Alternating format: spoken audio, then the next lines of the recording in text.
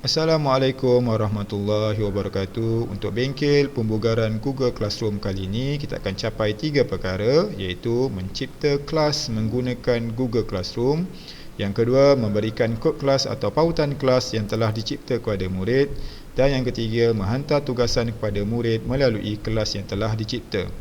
Untuk mencipta kelas menggunakan Google Classroom, kita akan ke portal.moi-dl.edu.my. Jadi alamat ini kita gunakan dan kita masukkan ke dalam Google Chrome.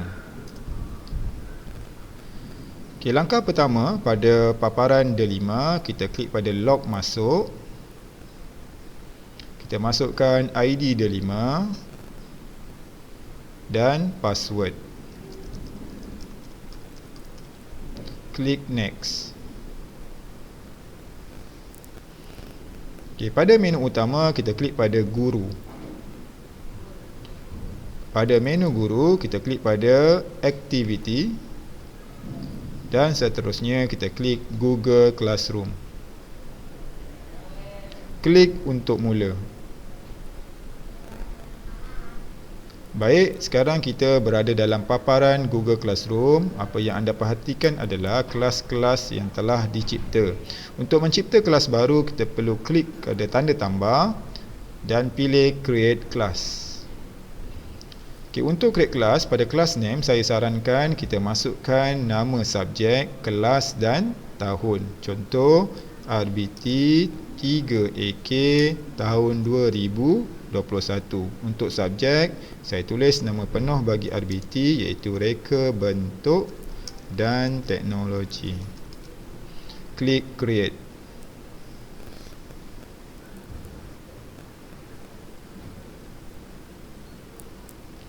Baik, objektif pertama kita untuk mencipta kelas telah tercapai.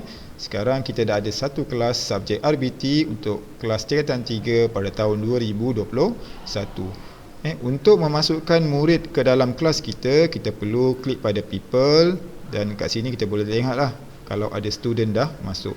Bagi memudahkan student ataupun murid masuk ke dalam kelas kita hanya perlu bagi murid kelas code. Caranya kita klik pada tanda tambah ni dan kelas code akan dipaparkan. Itu cara pertama lah. Ataupun cara kedua, kita klik pada copy invite link dan kita masukkan ke dalam grup WhatsApp kelas ataupun Telegram kelas.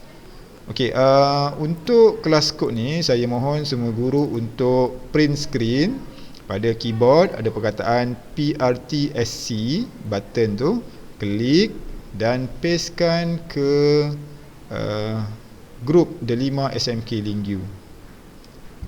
Okay, tujuannya adalah supaya apabila pelajar tu tak masuk, bila daripada rumah pelajar tak masuk, bila berada di sekolah, saya boleh suruh pelajar tersebut masuk ke dalam makmal komputer untuk masukkan kod kelas cikgu tadilah.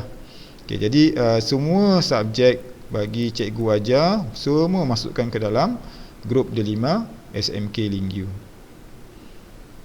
Okey, baik. Okey. Ini adalah langkah yang kedua bagi kod untuk pelajar masuk. Apabila pelajar dah masuk, kita akan dapat lihat ada perkataan ada senarai student dekat bahagian sini. Okey, sekarang ni student tak ada. Okey, jadi nanti bila student dah masukkan kod ataupun dah dapat invite link, dia akan ada senarai. Contohnya macam kelas ni Okey, contoh kelas RBT 2AG dia ada 3 murid 3 murid dah masuk. Okey, untuk capai objektif yang ketiga, untuk bagi tugasan kepada murid, kita perlu klik pada classwork. Contohnya saya nak bagi tugasan untuk kelas RBT 2AG. Okey, klik pada classwork, seterusnya kita klik create dan pilih assignment. Okay, untuk title kita masukkan tajuk bagi tugasan kita. Contohnya tajuk kita tugasan percanggahan fizikal. Okay, dan saya sarankan di akhir tajuk masukkan tarikh. Contoh tarikh hari ini 15 April 2021.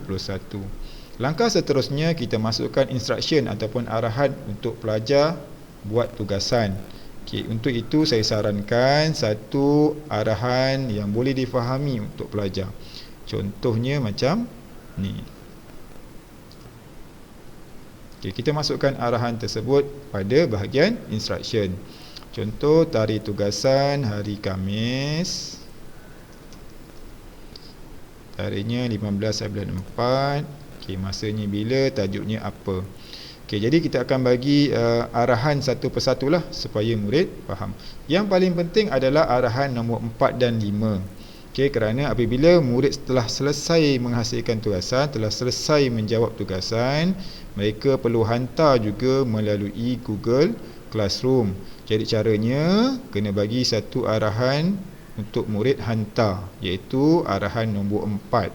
Setelah selesai, klik your work, kemudian klik add attachment, kemudian take picture latihan yang sudah siap, dan arahan kelima, klik turn in. Perkataan turn in ini sangat penting supaya klik turn in ini sangat penting kerana ini menunjukkan pelajar tersebut telah menghantar tugasan.